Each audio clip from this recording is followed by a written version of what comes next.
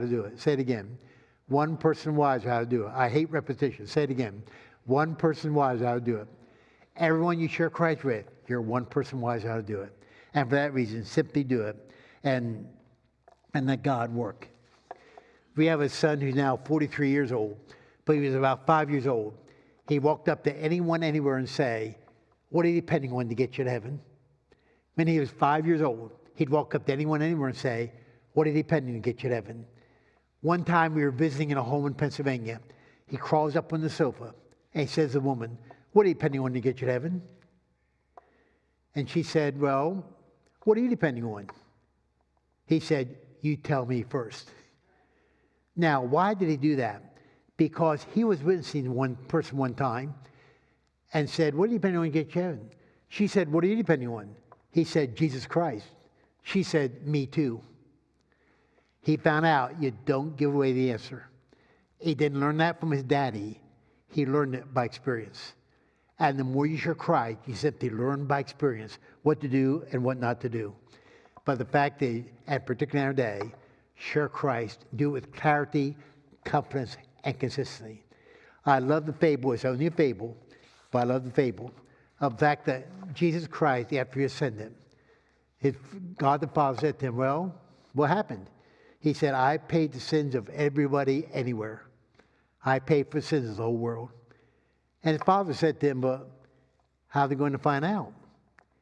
He said, I discipled 12 people, told them to disciple more, and told them to disciple more, and they're going to let everybody know. And God the Father said, but what if they fail? What's plan B? And Christ said, there's no plan B. There's no plan B. We are the ones he uses to get the word out. And for that reason, present the gospel clearly, consistently, and with confidence. Anybody, anywhere. Okay, any question before we take a break? You're a great group. Any questions? Just a quiet group. How do you deal with atheism?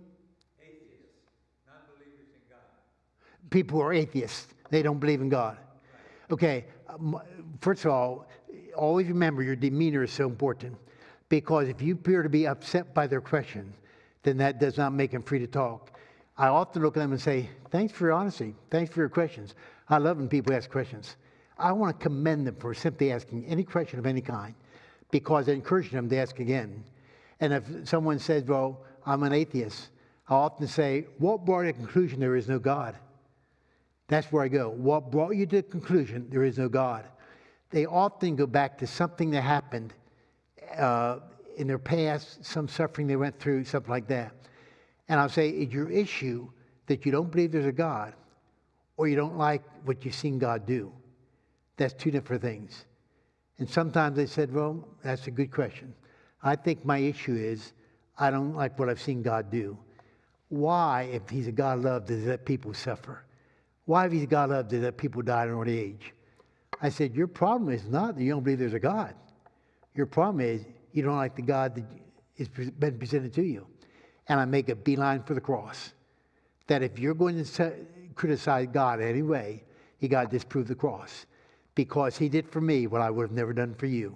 He died in my place. And so I always go back to the cross. But I always take the approach, what brought to the conclusion there is no God. Because I have found with most people, it's not that they don't believe there's a God. It's that they don't like the God that's been presented to them. And that's what we have to talk about. Good question. What else? Okay, well, let's take a break just to stretch our legs. Come back in 10 minutes, and we'll talk about how to overcome fear in evangelism.